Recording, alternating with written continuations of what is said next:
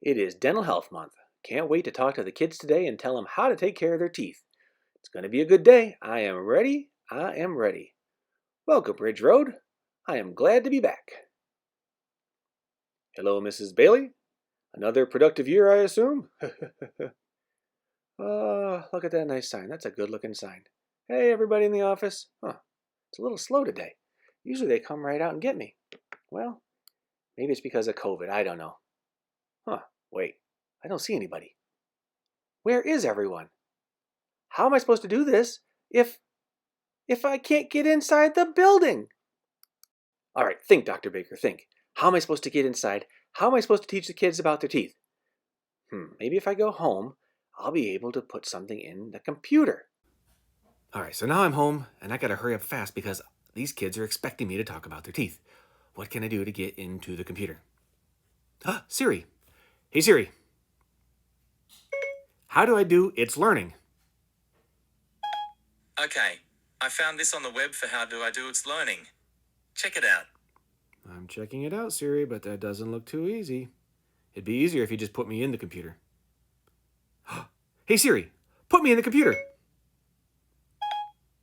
Okay, here we go. Whoa, this feels weird. Well, I don't really think this is what I meant, Siri. Come on, this is the best you could do? Let's try it again.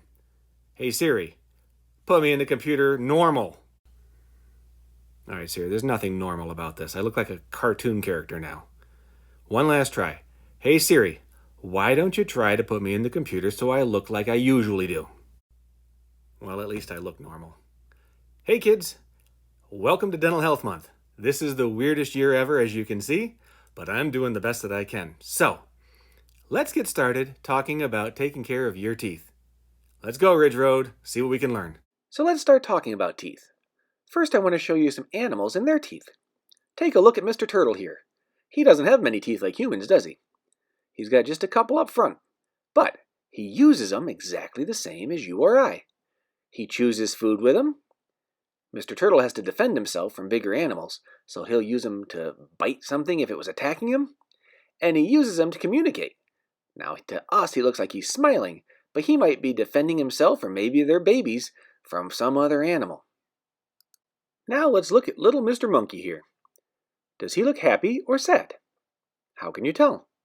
Well, just like humans, we look at their facial expressions and we look at their teeth to see if he looks like he's angry and he's showing his teeth and he's threatening to bite us, or if his mouth is really open like this, he looks happy. So we go from my little monkey to big Mr. Gorilla, and you definitely want to know if he's happy or sad. And if you look at him, he looks pretty happy. Actually, he looks pretty goofy. Dr. Baker loves gorillas. And lastly, I have my buddy the chimpanzee. And he's smiling, he looks happy, but his fingers are in his ears. If his fingers are in his ears, he can't hear me, which means he can't learn how to take care of his teeth. Well, I don't really care if Mr. Chimpanzee learns, but I want each and every one of you to listen to what I have to say, because from this point on, now we're going to start talking about how to take care of these beautiful teeth that we were given. As humans, we use our teeth for many things. Most importantly, we use them to chew our food. If you don't chew your food properly, you'll get an upset stomach. So that's the most important. The second thing we use them for is for speaking. Our teeth actually have to help us form words by how they hit our lips. And the third thing we use them for is to communicate through smiling. And everybody wants a pretty smile like this young lady in the picture. I think we can all agree that this is not the smile that most of us are shooting for. If you look at this gentleman, he's missing many teeth. Now, this was okay when you were a child and you lost your teeth, but this is the last set of teeth he was supposed to have. This will affect how he can chew his food, it affects his smile, and he wouldn't be able to say many words properly because he's missing so many teeth. And teeth are not just about looks. If you look at this picture, you can see that there's lots of problems going on here. This person has many cavities, and their gums aren't very healthy at all, which means that they're not very comfortable. It would be hard to chew their food properly, and it's going to affect how they feel about their smile. So let's talk about what it takes to take care of these beautiful teeth we were given. The first thing we're going to talk about is how to properly brush your teeth. This is the single most important thing that I can teach you to do, and you should do it every day, at least twice a day, and spend a full 2 minutes when you're doing it. In order to brush your teeth properly, you need to start with the right tools. It's simple, really. The first thing you need is a brand new toothbrush. Take a look at this picture. This toothbrush is brand new out of the box, and all of the bristles are straight up and down. This allows it to do its job if you hold it properly along the gum line and brush back and forth. It'll remove the food that accumulated along your gums. Now let's look at our next toothbrush. Look at its bristles. They're all over the place. It looks like it's been beaten up, and in fact, some child has chewed on this toothbrush every night instead of actually using it for brushing. The bristles go left and right all over like a plate of spaghetti, and it can't possibly do a good job at cleaning their teeth. So even if they were spending 24 hours a day brushing with this, they're probably missing almost every area of their tooth. This one won't work. If your toothbrush looks like this when you get home, ask Mom and Dad for a new one. So now you know you need a good toothbrush to do the job. But what do we put on it? Does anybody out there remember what I told you? That's right, toothpaste. Now here's a picture of one brand, and I don't care what brand it is. I just care that you're putting some on and you're using the right amount, because a lot of children put on way too much, and if you eat too much toothpaste, if you swallow it when you're brushing, then you'll actually get an upset stomach. You don't need that much. Let's talk about how much toothpaste you should actually use. All the textbooks tell children to use a pea-size amount of toothpaste. But I realized a few years ago that children weren't actually sure what that meant. So I found this picture, and this picture describes it perfectly. See that little green garden pea? Well, that is the perfect amount of toothpaste to put on your toothbrush. If you use just this small amount, then if you have to brush more times, you'll actually not be overdoing it with how much toothpaste you used. So this is the picture that all the companies use to advertise their toothpaste on TV. They always show a whole bunch, and it goes from the front to the back, and it makes that little tidal wave at the front. And while it makes for a cool picture, this is not what dentists recommend for how much children should use on their toothbrush. This is too much. This is about 4 times more than the pea-size amount I showed you just a minute ago. And if you have to brush more than once, as I'll show you in a few minutes, this would be way too much, and you could get an upset stomach. Alright, Ridge Road, here is your pop quiz. Take a look at this picture. Can anyone tell me if it's the left side or the right side that is the proper amount of toothpaste? Anyone? Yes, you in the back. You are correct. The left side is the proper amount of toothpaste. The one on the right is way too much. This is my darling daughter. And as you will see from the picture, one night when she was getting ready to brush her teeth, she walked out in the hall to show me. And guess what? She didn't get it right, did she? That was way too much. That looked more like the topping on a sundae falling over the edges of the ice cream. So the first pictures of toothbrushes that I showed you were what's called manual toothbrushes. Your hand does all the work of moving them back and forth. For some people and some children, there's also the choice of electric toothbrushes. Now this picture here is of a professional level electric toothbrush by Oral-B. It does a great job at keeping your teeth nice and clean for you. But you have to be careful, because the companies try to trick you. The big companies came out with all of these toothbrushes with pictures on them of Spider-Man, the Hulk, soccer balls, things that children would love to have. The problem is that these are not professional level toothbrushes. These are more toys. They don't do a good enough job of brushing your teeth. So while they may look fun, they aren't actually going to do the job you need to do.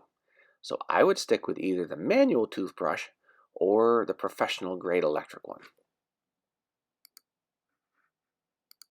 So now you know you need to have a nice toothbrush that can do a good job, and we talked about the right amount of toothpaste.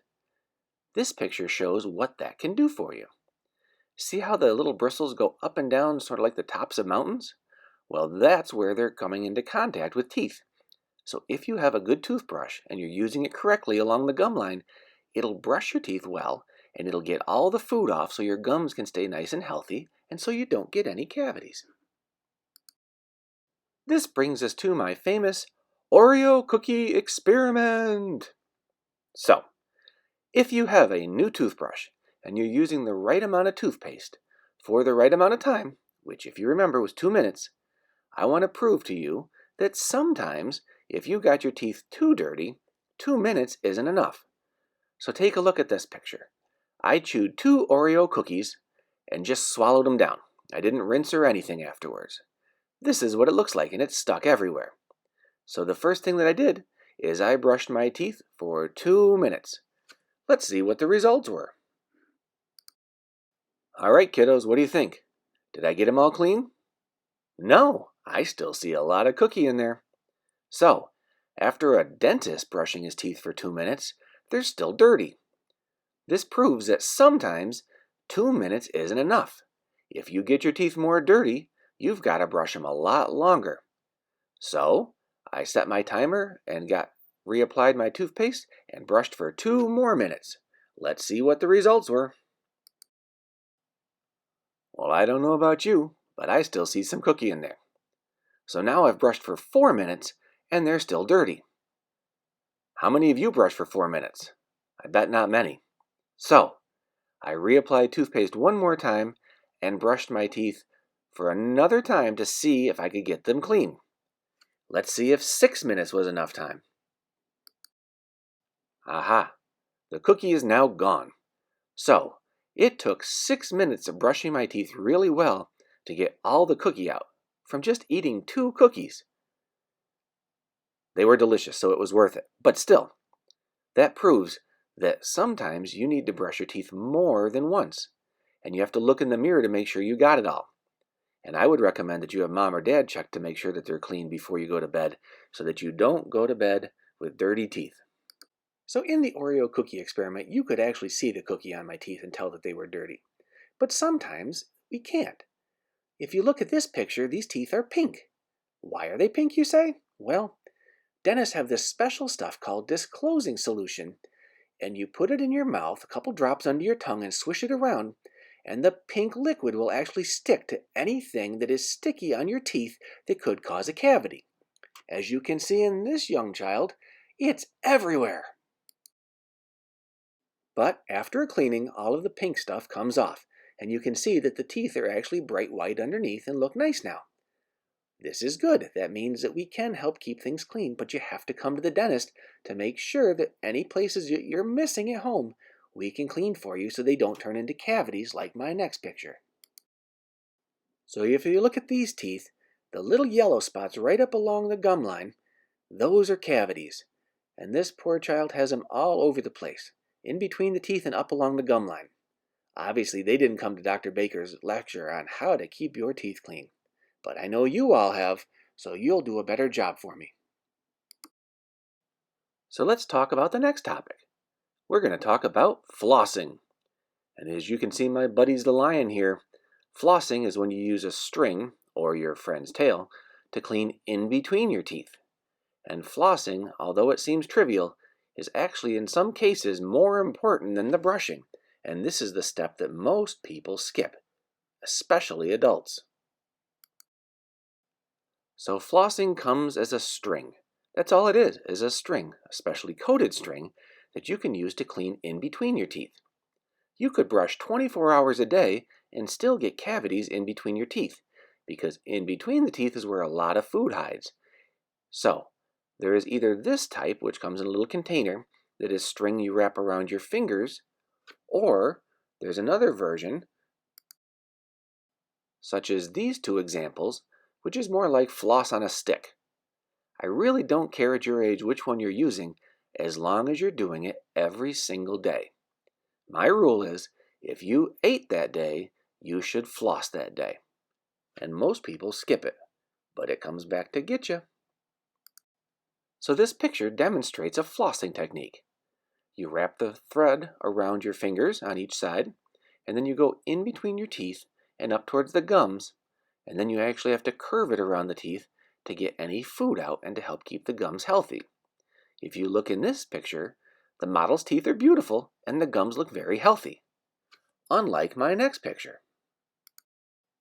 Ouch, those gums look sore. So if you look on the floss, you can see little white, almost like snowballs, and that's food that was stuck in between this poor child's teeth. See how the gums are bleeding and look all red and swollen? That's sort of like if you got a sliver in your finger, how your finger gets all swollen and infected. The gums do the same thing, and if you don't get in there every day to floss and get the food out, your gums will be red, swollen, and infected, just like this poor child. It doesn't look comfortable, and I think that it's a good idea to floss. I told you people don't floss every day, and those are people that don't even have braces on. Look at all of these wires and rubber bands and brackets. Can you imagine how much harder it is to clean around those teeth? And in that many cases, children don't. But look at this. Do you see how there's plaque buildup everywhere? That's going to turn into cavities or make it so the teeth aren't pretty even after braces. And in fact, that's what many dentists see. If you look at these pictures, you can see all the white spots. Those white spots are where the food was stuck to the teeth for the 2 years that the child was in braces. Those white spots means the tooth is softer there. Those are what I call almost cavities. And because of this, the teeth don't look as pretty when the braces come off, and all of those white areas are more prone to getting cavities over the lifetime of the child. So just make sure you brush and floss every day, and if and when you do get braces, make sure you spend even more time, because you don't want to look like this when you're done. Not to scare you, but all of those white spots being softer set you up for the chance of having more cavities in the future. Now this isn't because this person had braces, but this is where those same white spots would have cavities in the future if they didn't keep up their teeth after they had their braces off. This is just to drive home the fact that you want to make sure your teeth stay as healthy, as happy as they can for the rest of your life. This is a picture of what's called a water pick. A water pick is something that sprays water, sort of like a pressure washer, and tries to knock all the food and particles from in between your teeth off. A water pick is useful in addition to brushing and flossing, but not instead of either one. I would rather have you spend the time brushing properly and flossing properly. And then if you want to spend extra time cleaning your teeth, or if you have braces and you need something to get in between all the wires, a water pick is an additional tool. But I don't want you using it instead of the other two. And now my buddy mouthwash. This will make all of your teachers much happier on a daily basis when you're back in school. Mouthwash kills 20 to 30% of the bacteria in our mouth that causes cavities and gum disease. So by using mouthwash every day, you will not only be making your breath smell minty fresh, but it'll also help fight all of those cavities that we're trying so hard to prevent. So now let's talk about some healthy choices.